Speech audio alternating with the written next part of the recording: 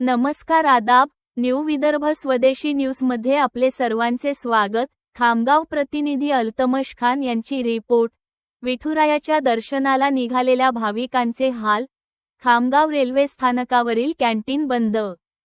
Railway प्रशासन झोपेत। आषाढी श्रावणातील विठ्ठल दर्शनासाठी पंढरपूरकडे जाणाऱ्या भाविकांची रेल्वे स्थानकांवर प्रचंड गर्दी होत असताना खामगाव रेल्वे स्थानकावरील कॅन्टीन मात्र कुलूपबंद असल्याचे चित्र समोर आले आहे।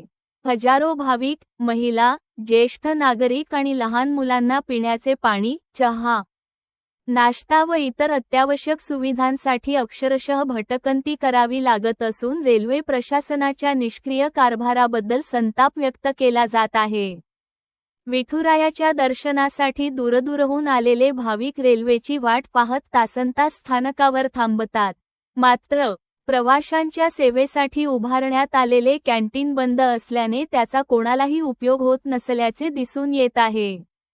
यामुळे भाविकांना स्थानकाबाहेर जाऊन पाणी व खाद्यपदार्थांची व्यवस्था करावी लागत असून अनेकांना आर्थिक आणि शारीरिक त्रास सहन करावा लागत आहे।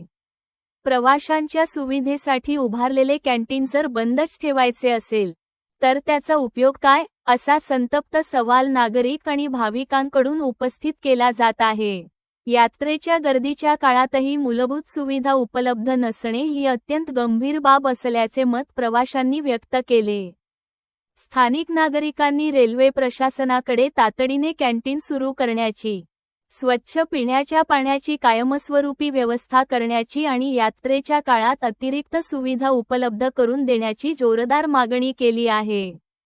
अन्यथा भाविकांच्या भावना दुखावल्या जातील आणि प्रवाशांचा रोष आणखी वाढेल, अशी प्रतिक्रिया नागरिकांकडून व्यक्त होत आहे।